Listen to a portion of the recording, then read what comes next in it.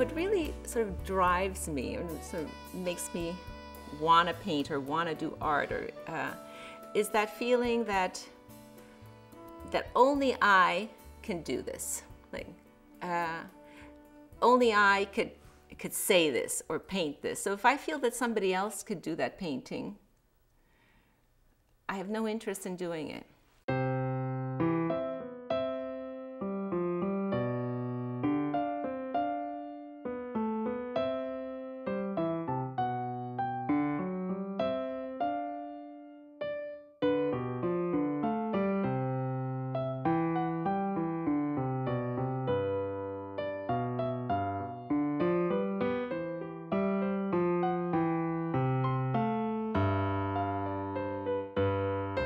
I'm very influenced by my Ukrainian background. You know, it's me. I was born to what we call DP parents. My parents came after World War II. And they came to the States. I was actually born in America. You know, I was raised as a Ukrainian kid. You know, I made little cabbage rolls out of Brussels sprouts for my dollhouse. And I was taught to speak Ukrainian, and you know, there was a clear demarcation. You know, you spoke English outside. As soon as you stepped foot in the house, you spoke Ukrainian. You know, now I'm extremely grateful to my parents that they forced me to go to Ukrainian jail on Saturdays, you know, and learn the language. Because now, when I go to that place from where my parents came, I can actually understand people. I have a key to that culture.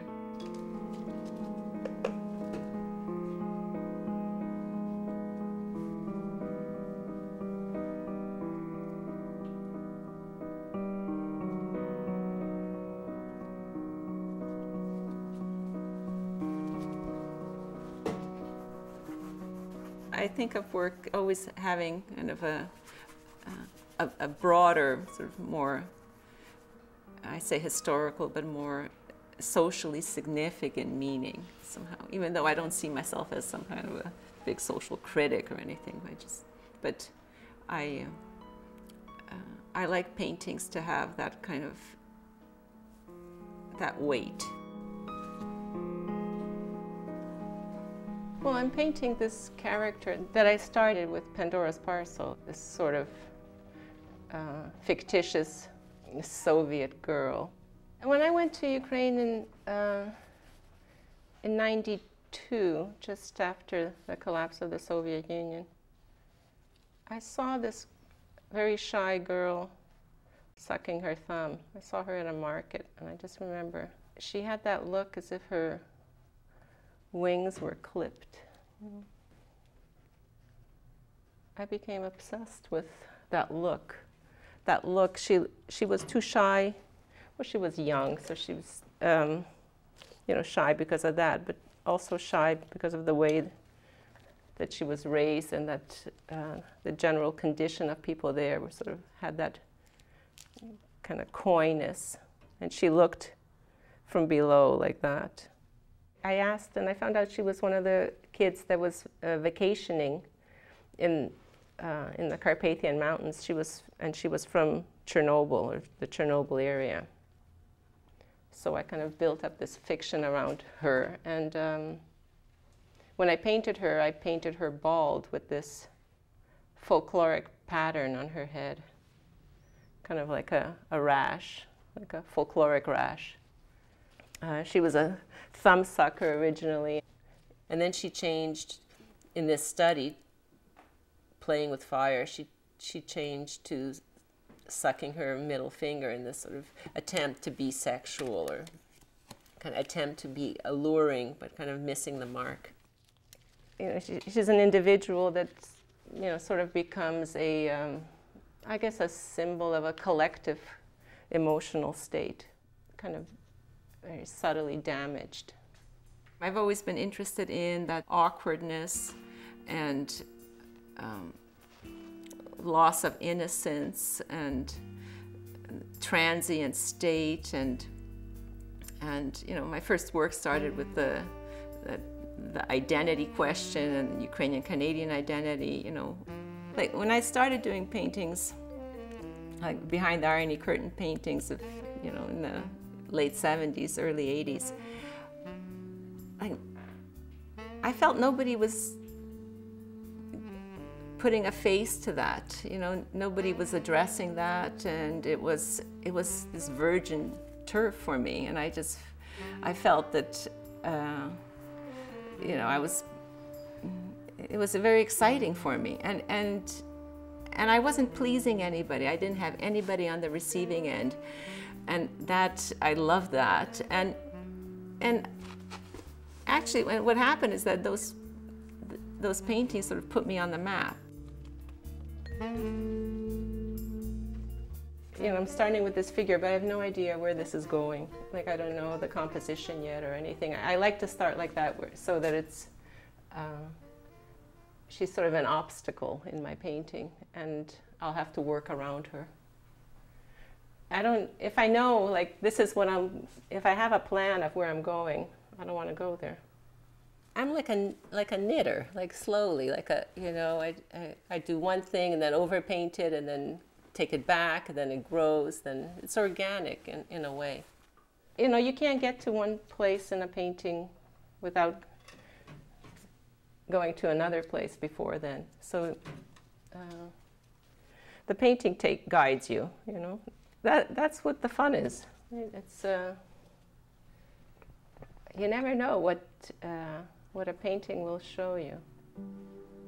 Everything might change, you know. Tomorrow I might come and put her back in a dress. With the opening gates of the Iron Curtain, there's all these new immigrants from the ex-Soviet state and from Ukraine coming to Canada, and they captured that awkwardness that I'm always interested in. So I started doing composites of these kind of fictitious or post-Soviet girls. And I invented these girls that are in these states of in-between, between East and West, between, you know, adult and child, between innocence experiences, and that was the body of work that was Blonde with Dark Roots. Well, you know, it's post-Soviet Ukraine. I'm so obsessed with it because I feel that somebody like that, I can actually show that damage, that I can assess it. I sort of feel that's my job as an artist, is to reveal that. And it feels also like it's a very Canadian thing, I think. You know, that global citizen with a, you know, with a conscience and a heart that has a long memory.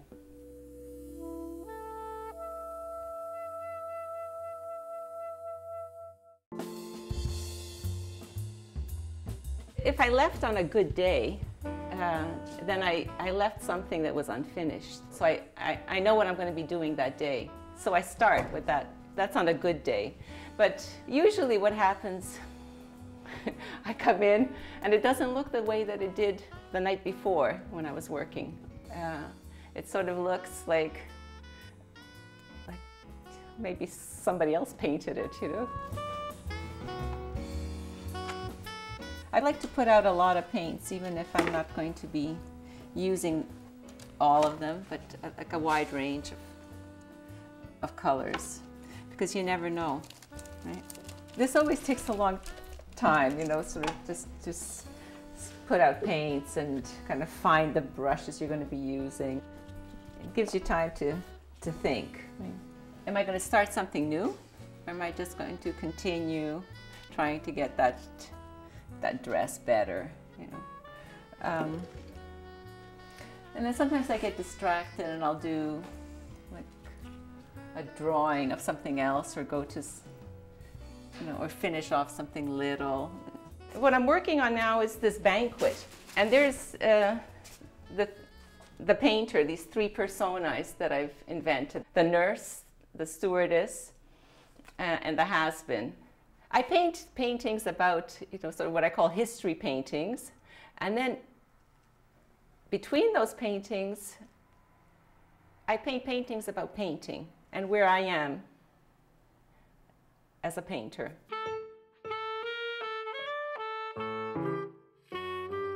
Well, I use the nurse, the stewardess, and the has-been, sort of the three, sort of as the artist persona.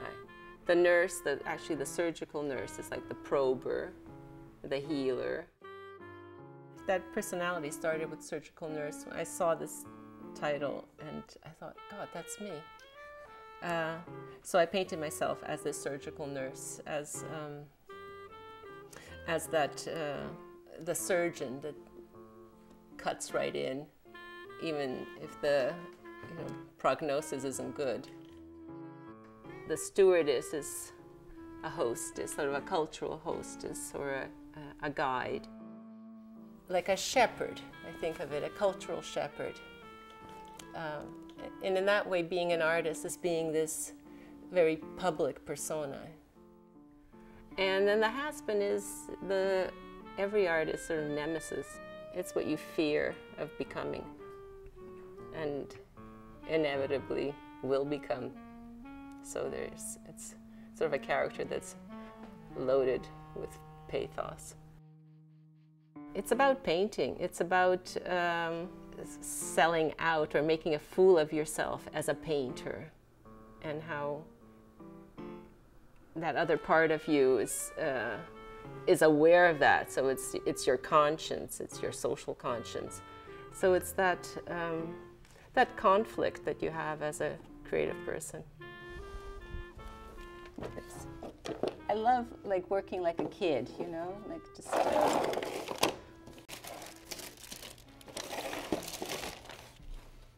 Basically, what I do is I set myself a problem, like a puzzle, and how am I going to resolve that problem? How am I going to come out of it? Like with this painting, I don't know if I want to have a figure here that's, another large-scale figure, like this, or if I want to have smaller figures that are like this. Yeah, so sometimes I could just do some cut and paste and just try it like this. Well, you trust that it is all subconscious, right? I don't want to paint something that I know, I understand. You want to approach a painting, like a child, like you want to, as they say, ask questions. See, this is what happens. I get distracted and I, do something, and because I don't really want to put glue on this dress, but I will. Actually, there's a lot of problems in it, I see. You see how this is it's too dark, it's tonally too dark, right? Through here, and this fold here doesn't quite work. It's not quite defined. It doesn't yet feel like the material I want it to feel, like that, 60s kind of organza. Right? I teach like advanced fourth-year painting at OCAD, but I'm really a self-taught painter. I never learned how to paint. I was never taught how to paint. Painting was, when I went to school, was kind of slacked off as some kind of Neanderthal activity. I always say, I learned how to shoot pool, not how to paint. Painting is so very much like gambling, Just when you think that you sort of have it almost, it's like the lips look kind of right, you think, oh, I can just get it just like 5% better. Like I think I can just improve it, and then you sort of watch it disappear. Not only did you not gain that 5%, you just lost like 10, and you're now at 85%, and then you're at 75, and then you sort of try to work it back, And usually, if I'm rushing to get out of the studio, I usually try to improve something, and that's when I always ruin it. So I come home and I say, I just ruined it again, you know.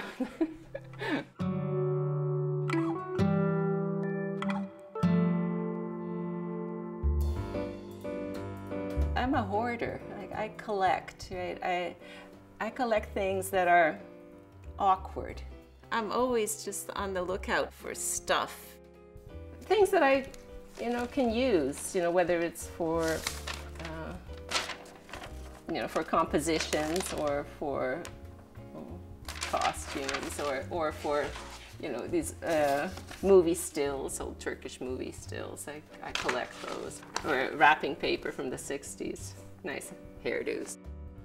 Like these third world, comics stories I'm interested in, or these photo romance from Turkey. Like the way that the narrative continues from frame to frame.